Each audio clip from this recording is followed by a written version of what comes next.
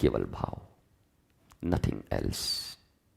सच्चा गुरु भी अगर कोई होगा तो तुम्हारे लिफाफे, तुम्हारे पैसे, तुम्हारे कपड़े, तुम्हारे पद और प्रतिष्ठा के अधीन नहीं होगा।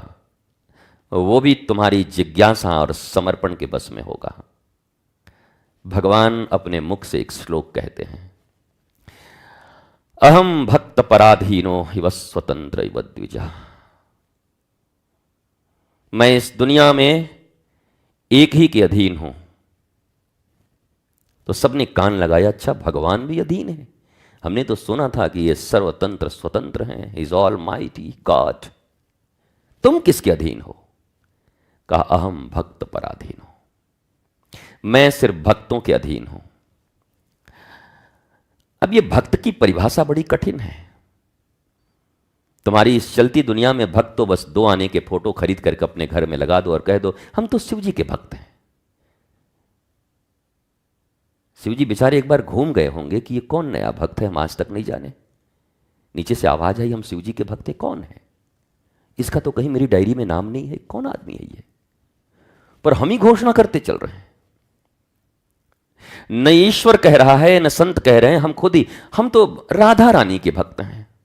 नहीं, हमारा अपना तो कृष्ण पर, हम कृष्ण हम के भक्त हैं। हम तो जो राम, हम हनुमान जी के भक्त हैं। हनुमान जी भी चुपचाप बैठे हुए, बोला लंका से लेकर चारों तरफ घूम ही आया, भक्त कहीं नहीं मिला, ये कहां से नया पैदा हुआ? ये हमारा भक्त। हम ही घोषणा कर रहे हैं भक्त होने का। ये तो ऐसी बात हो कि आज खड़े होकर के तुम में से कोई कहे कि मथुरा के डीएम हम हैं, और डीएम फिर आएंगे एसएसपी को लेकर के। कब हुए बेटा, इधर आओ तो। कब हुए मिस्टर नटवरलाल? डीएम तुम कब हुए? वो तो ईश्वर बड़ी कृपा कर रहा है कि तुमको पकड़ नहीं रहा है कि बिना अधिकारी के अधिकारी घोषणा करने की तुम्हारी साहस कैसे हुई? How dare you! तुमने कैसे ये घोषणा कर दी कि तुम उनके भक्त हो? क्या भक्ति के क्राइटेरिया का 1% भी तुमने पूर्ण किया? सांडिल्य के भक्ति सूत्र, नारद के भक्ति सूत्र क्या कभी पढ़े हो? यथा ब्रज गोपिका नाम, क्या कभी गोपियों की भक्ति की ध्वजा का दूर से भी दर्शन हुआ है? किस बेसिस पर तुमने ये घोषणा किया कि मैं भक्त हूं? और कुछ काबिल लोग ऐसे हैं, हम तो गुरुदेव के भक्त हैं। गुरुदेव भी बड़े परेशान, हमारा भक्त। खून चूसने वाले जोंक तो बहुत देखे, ये भक्त कहां से आया? जोंकों की तो कमी नहीं है, ये अचानक भक्त कहां से पैदा हुआ? भक्त शब्द का अर्थ है जुड़ना। भक्त जुड़ गया, जो टूट नहीं सकता। विभक्त शब्द का अर्थ होता है हिंदी में अलग, विभक्त और भक्त। क्या तुम भगवान से जुड़ गए हो? क्या भगवान की परिभाषा जानते हो ईश्वर की? पूर्णमदः पूर्णमिदं, जो पूर्ण है। एक बूंद अगर सागर से मिल जाए तो फिर कोई मिट्टी, कोई पंछी, कोई हवा उस बूंद को सुखा नहीं सकती, क्योंकि अब वो बिंदु बिंदु नहीं है, अब वो सिंधु बन गई है।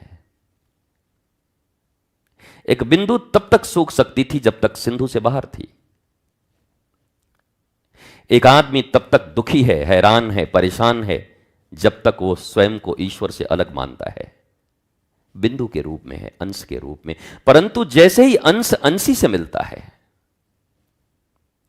अंश की दौड़ सदा अंशी की ओर होती है। तुम सोचते हो ना कि मेरा मन क्यों नहीं लगता, मेरा मन इतना बेचैन क्यों है, मेरा मन इतना क्यों चंचल रहता है? उसका कारण समझते हो? क्योंकि तुम ईश्वर के अंश हो और तुम्हारी चाहत केवल ईश्वर है।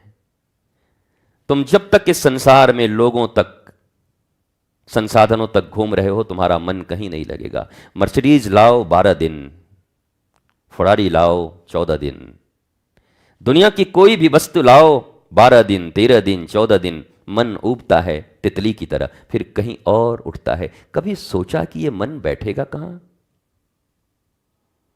इस मन को बिठाने वाला इस ब्रह्मांड में एक ही है जिसका नाम है मनमोहन, जो मन को भी मोह लेता है, पर तुम उसे नहीं चाहते।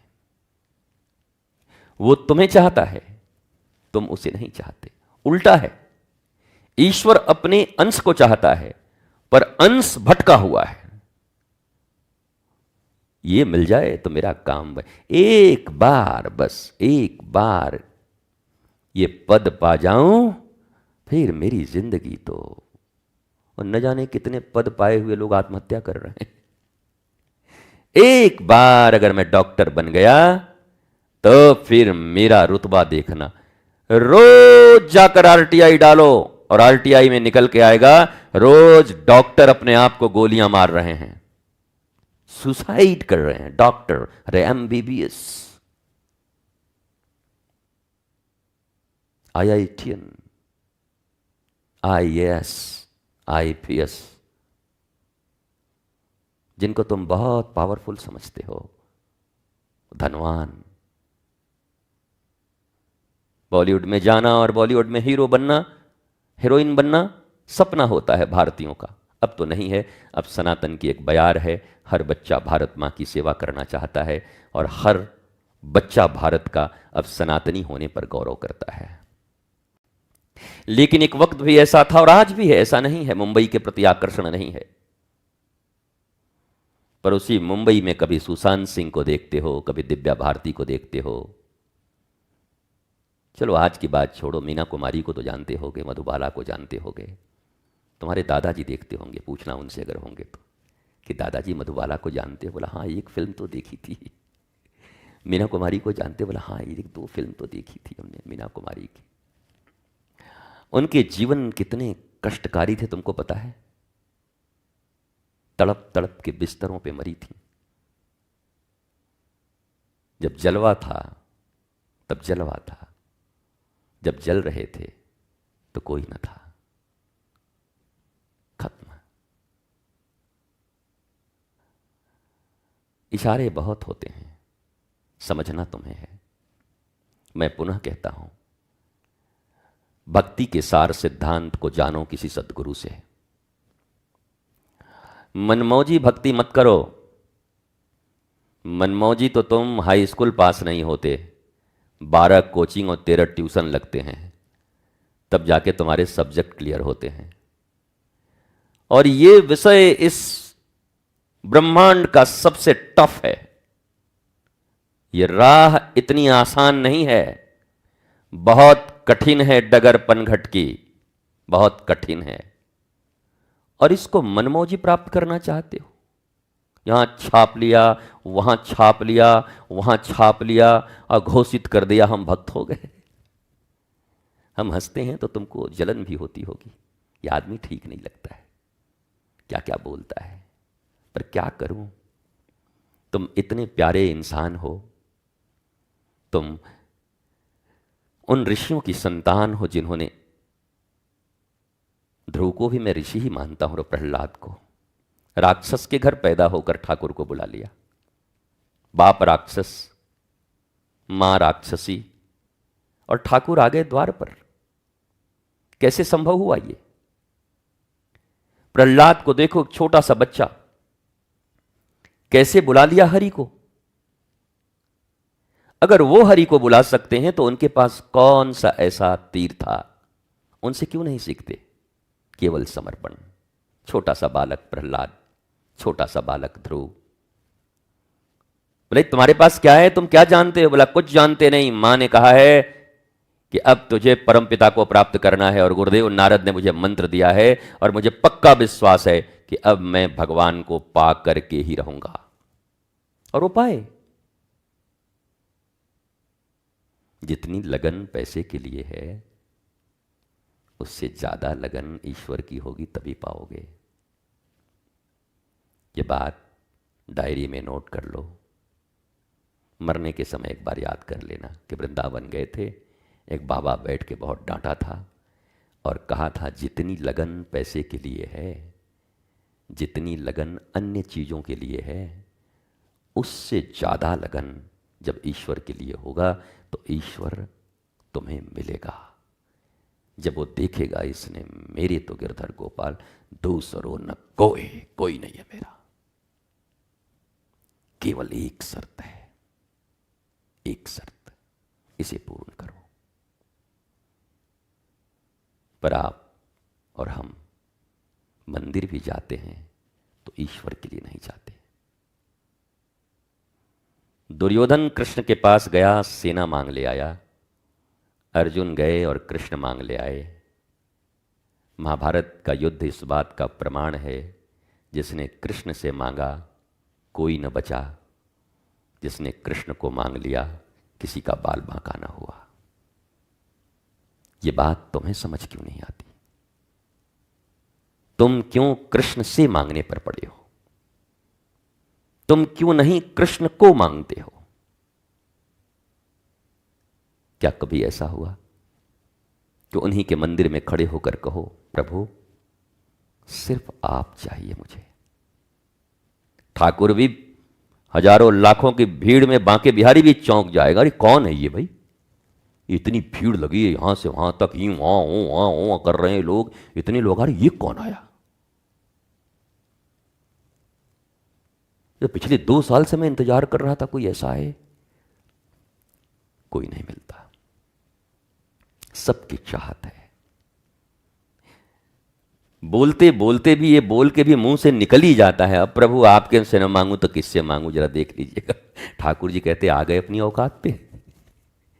वो कितना भी कोई समझा के भेजे, फिर ही बोलते बोलते कहेगा पता नहीं फिर कब आएंगे। ठाकुर जी नौकरिया देख लीजिएगा, वो जो वो काम है उसका पूरा हो जाए, एक बार आपकी कृपा बस बस। ठाकुर जी इस हम कह नहीं रहे हैं, लेकिन मतलब मन का भाव, आप तो अंतर्यामी हैं, मतलब समझ रहे होंगे ना। ठाकुर जी बोल रहे हैं हम तो अंतर्यामी हैं, तुम्हारे बाप का भी हाल जानते हैं, तुम चिंता क्यों करते हो? पर क्या कभी विशुद्ध हृदय से कभी गुरु के द्वार पर गए और गुरु से कहे, हे गुरुदेव मुझे कुछ नहीं चाहिए, केवल आपका प्रेम, आप मेरे हो। ये भाव कितने लोग प्रकट करते हैं इस पृथ्वी पर। से चाहिए, वो जिस दिन चाहिए, और ये बड़ा सहज भी है, कोई मैया किसी भी दिन कर सकती है, ठाकुर जी को अपना बना सकती है, कोई भाई किसी भी दिन बना सकता है, क्योंकि ठाकुर जी को बात तो एक ही बार लगती है धक्क से, अच्छा ऐसा कह रहा है। और कहते कहते शायद तुम्हारा ऐसा हृदय भी बन जाए। मांगते मांगते मंगे बन गए हैं, और ये कहते कहते भक्त भी बन जाएंगे। सोचने से ही तो शुरुआत होती है। विचार विचार ही मनुष्य को आज डिप्रेशन में डाला है, और विचार से ही मनुष्य हनुमान जी की तरह आनंदित होकर रह रहा है। तो ये विचार अंदर पैदा करो मेरे प्यारे बच्चों। जब भी ईश्वर के द्वार जाओ, जब भी गुरु के द्वार जाओ, मैं तो कहूं माता पिता के पास भी जाओ तो यही कहो, आप मेरे रहें सदा, सदा मेरा प्रेम आपके चरणों में बना रहे, बस इतना दे दो, ये मांग लो, इसमें वो मदद करेंगे तुम्हारी। नारद जी का किया ना, नारद जी अटक गए ठाकुर जी पे ही। एक दिन ठाकुर जी ने विश्व मोहिनी का स्वरूप बनाया, नारद जी बिना रख करके बोले अब तो हम विवाह करेंगे। ठाकुर जी बोले एक ही तो भगत था, दिन रात नारायण नारायण करता था, ये भी चला, पता नहीं फिर कब मिलेगा कि नहीं मिलेगा। तो ठाकुर जी ने बंदर का मुंह बना दिया, बेचारे का विवाह न हुआ। क्रोधित तो बहुत हुए नारद जी, तुमको हम बताएंगे, तुमने भक्ति का फल नहीं दिया, तुम बहुत बेकार आदमी हो, तुमको भी ऐसे ही रोना पड़ेगा एक दिन अपनी पत्नी के लिए। ठाकुर जी बोले हम तो ड्रामा कर लेंगे, लेकिन तू सचमुच का रोएगा, इसलिए तुझे नहीं देंगे। हम तो रामावतार में ड्रामा कर लेंगे, सीता जी के लिए थोड़ा रो लेंगे, पर तू फंस गया तो सचमुच रोएगा, नाक पकड़ पकड़ के रोएगा, इसलिए हम तो तेरा अमंगल नहीं होने देंगे। भगवान के होते भक्त भक्त को अपने संतान की तरह प्रभु समझते हैं, कभी उसका अमंगल नहीं होने देते। पर बच्चे जब 18 साल के हो जाएं और 20 साल के हो जाएं, कहा खबरदार, अब भारतीय संविधान ने मुझे आदेश दिया है, आप मेरे ऊपर रूल नहीं कर सकते, मैं आपके ऊपर मुकदमा कर दूंगा, जो मेरी मर्जी मैं वो करूंगा। तो माता पिता क्या कर सकते हैं फिर?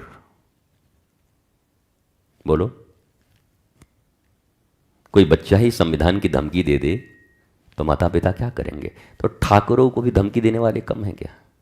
ठाकुर कहते हैं चल भाई, अपना जिंदगी जैसे जीना है जियो। यहां एक ही चीज तुम्हारे जीवन को क्षण भर में परिवर्तित कर सकती है, और वो है समर्पण, केवल समर्पण। बुद्धि नहीं।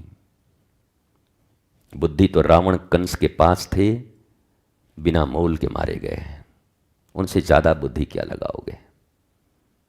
बताओ, कंस जैसा बुद्धि की 6 दिन के कृष्ण को मारने पूतना को भेज देता है कि दूध में जहर लगा के जाके मार दे। सक्टासुर भेज दे रहा है, वृषभासुर भेज दे रहा, इतने असुर भेज रहे हैं कि इसको जीने नहीं देंगे। ठाकुर जी कह रहे हैं चिंता मत कर, हम तुझे नहीं जीने देंगे, आ रहे हैं मथुरा।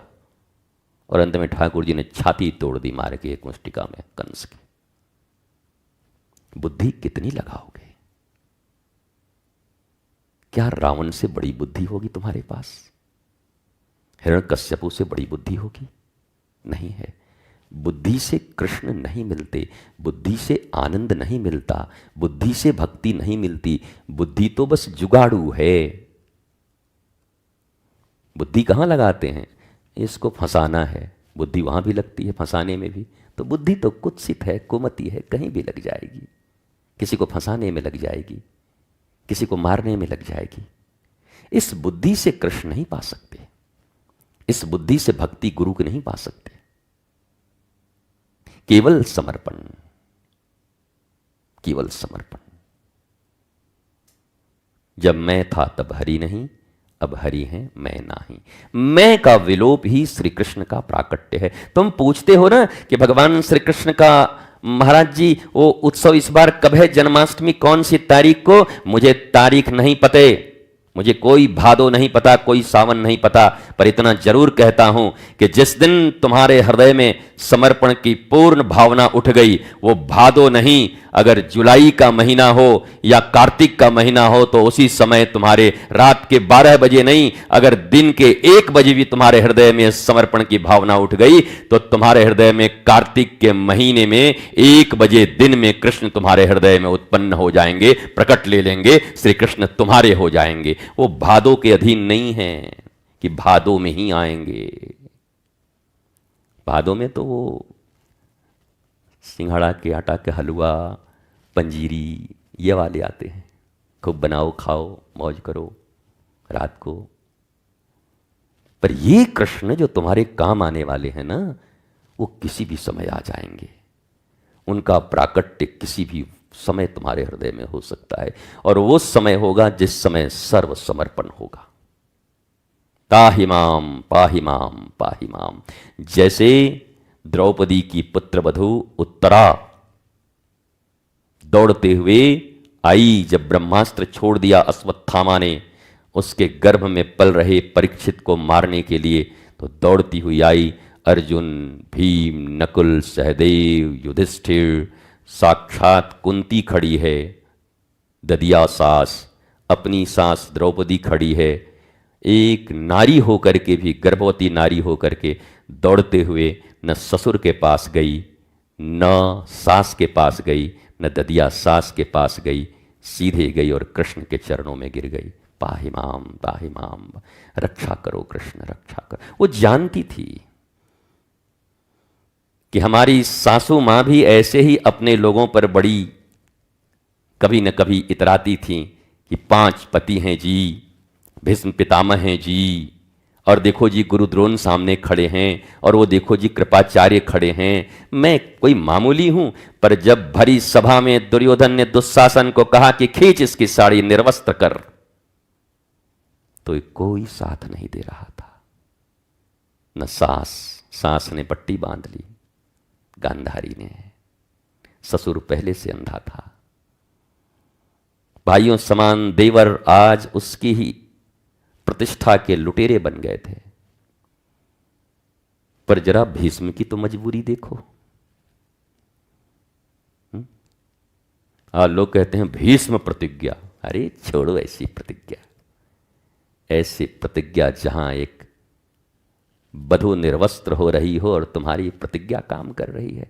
बस इसी को देख के कृष्ण ने कहा था तुझे भी मारूंगा भीष्म, तुझे भी नहीं छोड़ूंगा। तूने मेरी भक्ति थोड़ी तो जरूर की, पर आज एक बधू की रक्षा न कर पाया तू अपने ही घर में। प्रतिज्ञा प्यारी हो गई और फिर एक एक को मरवाया श्री कृष्ण ने। सब में छल लगाए भगवान ने, बोले इसको छल से मार, शिखंडी लगा इसको मार, इसका रथ फंसा है, मार इसको अभी। ये अधर्म युद्ध है। भगवान बोले चुप कर, अधर्म युद्ध है। सारे अधर्मी यहां खड़े हैं, न द्रौपदी को देखा, न अभिमन्यु को देखा, ये हमें धर्म सिखा रहे हैं। ये जितने कुकर्मी लोग हैं ना, बाद में धर्म सिखाते हैं, अपने जीवन भर अधर्म करते हैं, और तुम जब कुछ करोगे धर्म ऐसा नहीं कहता। अरे भैया, तू कब धर्म मानता है? तू तो विधर्मी है खुद। और इसलिए भीष्म की भी इच्छा मृत्यु वरदान थी, लेकिन भगवान ने कहा तेरे वरदान के बाद भी तुम्हें जाना होगा भीष्म, क्योंकि तुमने पाप बहुत किए हैं। ये वचन इतने प्यारे नहीं होने चाहिए कि वर्तमान में देश लुट जाए, राष्ट्र लुट जाए, संस्कृति मिट जाए, धर्म नष्ट हो जाए और हम वचन में बंधे रहें कि हमारा तो वचन है। ऐसा वचन किस काम का? वचन तो एक ही है, धर्म के पथ पर चलना, ईश्वर के पथ पर चलना। और श्री कृष्ण इसके प्रत्यक्ष उदाहरण और अवतार हैं। झूठ बोलना पड़ा, 100 झूठ बोले हैं। बड़ा लोगों को काटने लगता है जब मैं कुछ बोलता हूं तो, हमारी क्या धारणा थी, गुरुजी कैसे बोल रहे हैं। अरे 100 झूठ बोले श्री कृष्ण ने, 100 कम से कम। पर कौन सा झूठ? अधर्म का विनाश करने के लिए और धर्म की स्थापना के लिए बोले जाने वाले हर शब्द सत्य होते हैं। वो झूठ नहीं हो सकता। जिससे धर्म की स्थापना हो वही सत्य है, और जिससे अधर्म बढ़े वही असत्य है। सत्य और असत्य की इतनी परिभाषा है, ये शब्दों से मत कर लेना। लाल को लाल कह दिया सत्य हो गया, काला को काला कह दिया सत्य हो गया। काला को हरा कहना पड़े, काला को नारंगी कहना पड़े, और हजारों लाखों लोग बच रहे हों, धर्म की रक्षा हो रहे हो, तो मैं 100 बार नारंगी बोलने को तैयार हूं कि सफरन है। ये सत्य कहां है? और दुनिया में इसी की लड़ाई है। घरों में हमने अपने कानों से सुना है, अरे मैया छोड़ दे, सुना है तो शांति स्थापित कैसे होगी वो देख, तुम्हारी शांति कैसी बची रहेगी वो देख। किसने क्या बोला, क्या लेना किसी से? सबके अपने अपने भोंपू हैं, कुछ ना कुछ बोल ही रहे हैं, विचार रहे हैं। कितनों का आवाज बदलोगे, कितनों को बदलने के बाद तुम सुखी होगे। जो आदमी अपने मन को नहीं बदल पा रहा, वह आदमी पूरी दुनिया बदलने चला है, रिश्तेदार बदलने चला है। हमारे साथ ये ऐसे हो जाएंगे तब हमको अच्छा लगेगा। तुम खुद बदलो, तुम्हारा अधिकार तुम्हारे ऊपर है। तुम चाहो तो खुद को बदल सकते हो, दुनिया को नहीं बदल सकते। तुम्हारे घर, परिवार और संसार के 90% दुखों से मुक्त होने का यही एकमात्र उपाय है। तुम लोगों को बदलने पे लगे हो। गुरुजी मेरी बहू को थोड़ा समझा दीजिए, गुरुजी मेरे बेटे को। अरे काहे को बेकार परेशान हो? बिड़ला जी का मुझे याद आता है, कई बार मैंने कहा है, बिड़ला जी के यहां पर उनकी कई बहुएं थी, तो कोई उनके गुरुजी गए और जाकर के पूछा कि आप तो बड़ी सुखी हो, आनंदित हो, अब बहु लोग आपकी बात सुनती नहीं। मैंने जीवन में एक ही नियम बनाया है मैंने, किसी भी अच्छे काम के लिए मैं 3 बार बोलती हूं। मान लिया उसकी मर्जी, नहीं माना तो मैं अपने मार्ग पर अपने आनंद में रहती हूँ, अपने भजन कीर्तन में रहती हूँ, अपने जीवन का। हम ये नहीं मरते रहते, हमारा नहीं सुना, हमारा नहीं सुना, हमारा नहीं सुना, हे भगवान इसका क्या। मतलब 3 टाइम्स, और यहां 3 करोड़ बार बोलने के बाद भी कोई सुनने को राजी नहीं है, फिर भी भौंकने को हम राजी हैं। सुनने वाला रत्ती मात्र राजी नहीं, हम भौंकने से बाज नहीं आ रहे हैं। ये भी तुम भी समझना, तुम्हारी संतानें भी हो, उन्हें 2-3 बार बहुत प्यार से समझाना, बेटे मैं सच कहता हूं, 2 या 3 में ही समझ जाएगा वो पक्का। और तुम दिन भर में 300 बार बोलते हो, उससे बड़ा शत्रु तुम्हारा इस पृथ्वी पर कोई होगा नहीं। तुम्हारी संतान ही तुम्हारी शत्रु होगी, याद रखना इस बात को। कोरे कागज पर सिग्नेचर करके रख लो, दिखती नहीं, पर होता बहुत बड़ा शत्रु है वो तुम्हारा। मत बोलो। श्रेष्ठ चीजें एक बार दो बार रख दो। बेटे, ऐसा हमने सुना था कि ऐसा करने से ऐसा होता है, आप देख लो, आपको जैसे उचित लगे। और मैंने ऐसी संतानों को योग्य होते देखा है। मेरे गुरु ने मुझे सिखाया था। कई परिवारों को उन्होंने बचाया ऐसे करके। बोला 2 बार बोल यार, ज्यादा मत बोला कर। आप भी यही करो। जीवन के छोटे छोटे दुखों से जब मुक्त होगे ना, तब कृष्ण की याद आएगी। घर के झमेलों में फंसे लोगों को कृष्ण की याद नहीं आती, कृष्ण से याद आती है। और से वाले बचते नहीं हैं, मरते हैं, मेरे पता है। गुरु से मत मांगने आओ भाई, गुरु को मांगने आओ। गुरु साक्षात ज्ञान है। उनके वचनों में अपनी प्रीति रखो। और मिले ना मिले कोई बात नहीं, मैं न भी मिलूं तो क्या है, मैं न भी मिलूं तो क्या है।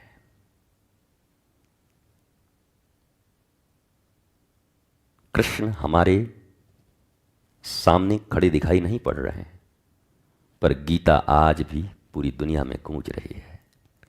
उनकी गीता से बड़े बड़े शोक नष्ट हो रहे हैं। वाणी गुरु नहीं है, डोंट वरी। मिले तो बड़ी अच्छी बात है, साहचर्य मिले तो बड़ी अच्छी बात है, न मिले तो उनकी वाणी सामने रह के भी क्या करोगे।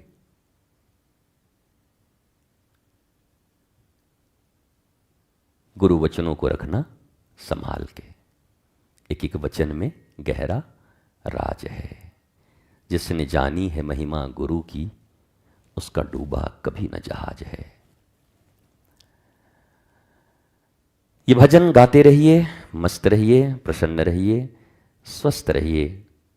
और वृंदावन धाम जो भी लोग आते हैं, तो यहाँ पर कई नंबर हैं आश्रम के, 1-2 नंबर, 30-30, 60-60 ऐसे कुछ नंबर हैं। उठते होंगे तो फ़ोन कर लिया करिए, वार्ता कर लिया करिए। हम अभी आश्रम में हैं, पर गारंटी नहीं है कब तक है।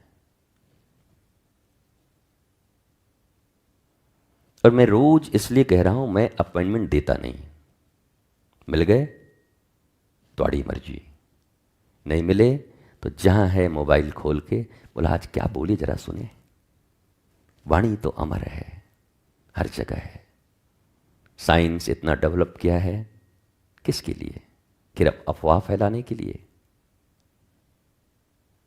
मनोरंजन के लिए या मनोमंथन के लिए?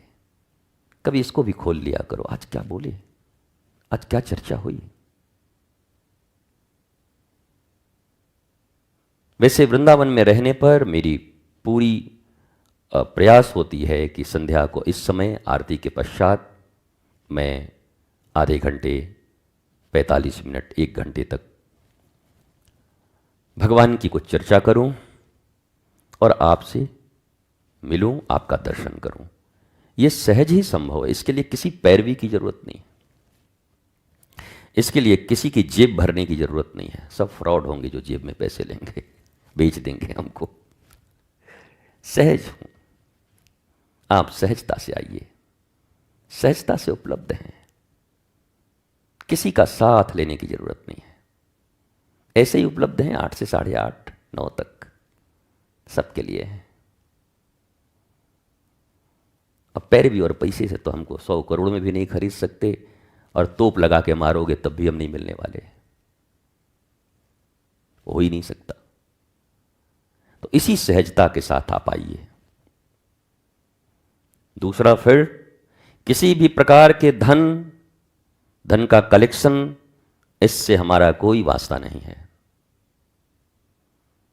मैं जिंदा हूं और अब तक शर्मिंदा नहीं हूं, क्योंकि शान से जिंदा हूं, गुरु की कृपा से, अपने गुरु की कृपा से। इसलिए अगर कोई मुझे बेचता है तो बेचने वाला समझे और खरीदने वाला समझे। अब दुनिया में तो ऐसे बहुत हैं, माल है ही नहीं, बेच दी, दुकान में माल ही नहीं, बेच दी उसको। उनके पकड़ में तो मैं ऐसे भी नहीं हूं, ऐसे लोग मुझे बेचेंगे भी क्या। यह आश्रम आपका है, यहां जो कुछ भी है यह सनातन धर्म की संपत्ति है। लोग कहते हैं ना कि हम मकान बदलते हैं, जमीन बदलते हैं, पर बात तो उल्टी है। हमने जीवन भर जमीनों को मालिक बदलते हुए देखा है और मकानों को मालिक बदलते हुए देखा है। कोई मकान किसी मालिक को 100 साल से ज़्यादा बर्दाश्त नहीं करती, बदल देती है अपने मालिक को। बोला तो निकल, अब तेरा काम खत्म, अब मेरा मालिक कोई और होगा। तुम नहीं बदलते हैं, तो हम भी इसके मालिक नहीं हैं। कुछ दिन के लिए किशोरी जी के आंगन में हमें भी बैठने का अवसर मिला है।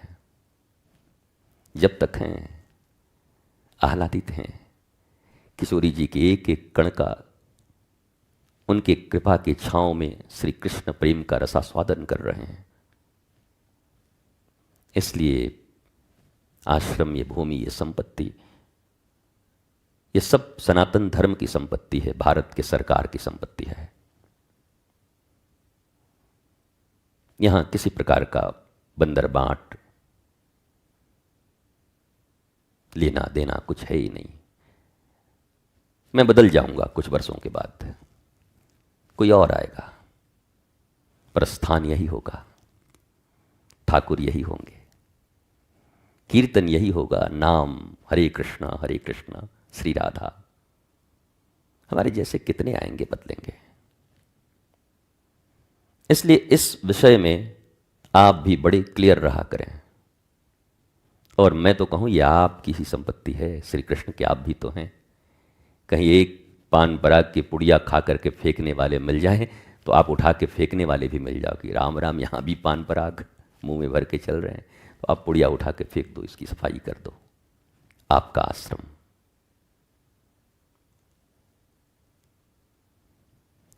और भी जो भी डाउट्स होंगे जीवन में, आप सबको क्लियर कर लीजिए, एक एक डाउट्स को। और मैंने, अगर आपको कोई कहे कि अरे गुरुजी बोलते ऐसे हैं पर करना हम लोगों को पड़ता है, तो उससे पूछिएगा कि तेरी मजबूरी क्या है करने की, किस मजबूरी में करता है। कोई मजबूरी नहीं है तो तुम्हारा जो सामर्थ्य है, तुमको कुछ मिला है, वहां से मिला है उनसे, तो तू कर।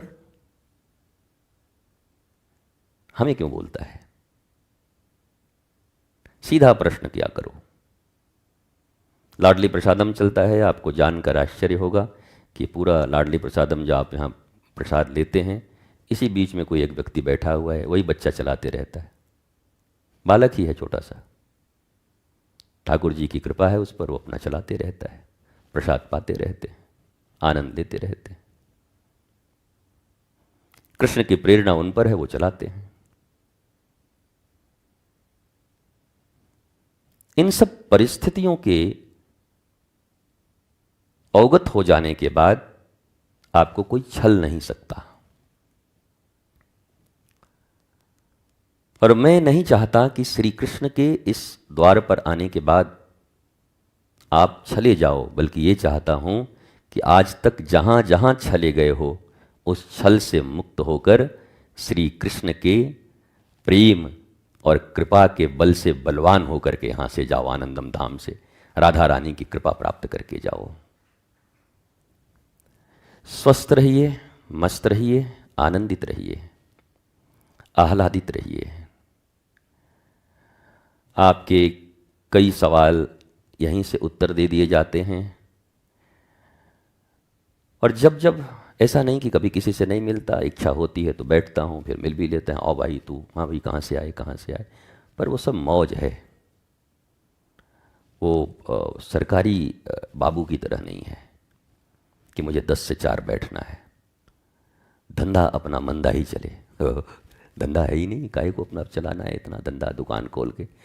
दुकान खोल के आदमी बैठे हुए हैं 7 बजे से लेकर के रात 9 बजे तक। जिंदगी झंड है, फिर उसके बाद भी हमारा तो मौज है, आनंद है, बस यही दुकान है। अब दुकान में माल कुछ और होता, जो माल है हम बांट ही दे रहे हैं फ्री में, अब क्या चाहिए बताओ। एक संत के पास उनकी अनुभूति, उनकी भक्ति और ईश्वर की वाणी ही उनका सबसे बड़ा धन होता है। वो तो मैं ऐसे ही बांट दे रहा हूं बिना माल पानी के, तो अब काहे को माल पानी लगाओगे यहां पर, बताओ। माल पानी जहां लगे वहां लगाइए, जहां इच्छा हो, जहां जिसको जरूरत हो वहां दीजिए। पुनः एक लाइन साथ में गाते हुए आज के इस अवसर प्राप्त सत्संग सभा को यहीं विश्राम देंगे। गुरु वचनों को रखना संभाल के,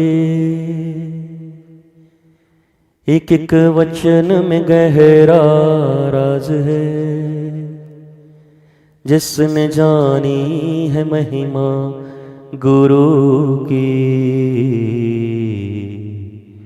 उसको डूबा कभी ना जहाज।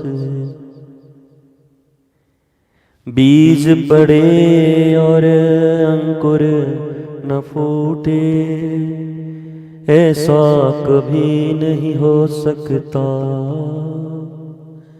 कर्म करे और फल ना भोगे, ऐसा कभी नहीं हो सकता। कर्म करने में तो होशियार है, फल भोगने में बड़ा ही लाचार है। जिसने जानी है महिमा गुरु की, उसका डूबा डूबा डूबा कभी ना जहाज है। दीप जले और अंधेरा मिटे ना, ऐसा कभी नहीं हो सकता। ज्ञान सुने और विवेक न जागे, ऐसा कभी नहीं हो सकता। जिसकी रोशनी से रोशन जहान है, मेरे गुरुवर है, मेरे प्राण है। जिसने जानी है महिमा गुरु की, उसको डूबा डूबा डूबा कभी ना जहाज है। गुरु परिपूर्ण समर्पित तू हो जा, कि धोखा कभी नहीं खा सकता। लक्ष्मण रेखा गुरुवाणी की हो तो, गुरु आज्ञा की हो तो, सत्संग की हो तो, दुख रूपी रावण कभी नहीं आ सकता। अब तो होता ये हर पल आभास है, मेरे गुरुवर सदा ही मेरे साथ हैं। जिसने जानी है महिमा गुरु की, उसको डूबा कभी ना जहाज है। ठोकर लगे और सद्गुरु ना संभाले, ऐसा कभी नहीं हो सकता। जब हम पुकारे और वो न आए, ऐसा कभी नहीं हो सकता। उनके हाथों में सौंप दे हाथ तू, वो तो अंग संग तेरे साथ हैं। जिसने जानी है महिमा गुरु की, उसका डूबा कभी ना जहाज है। गुरु वचनों को रखना संभाल के, एक एक वचन में गहरा राज है। जिसने जानी है महिमा गुरु की, उसका डूबा कभी ना जहाज है। बिन गुरु ज्ञान कहाँ से पाऊं, बिन गुरु ज्ञान कहाँ से आऊं, बिन गुरु ज्ञान कहाँ से पाऊं। दीजो दान मेरे गुरुवर सदा,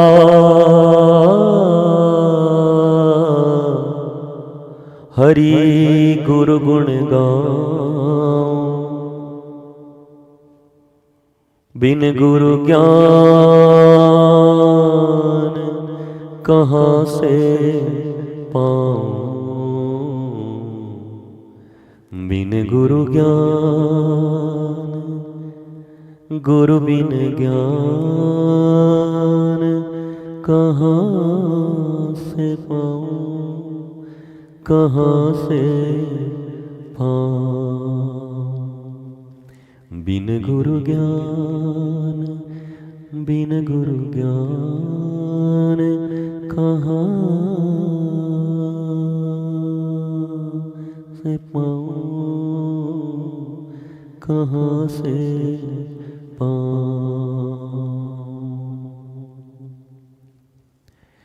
चाहे लाखों कोड़े मारो, पर हरि का नाम पुकारो।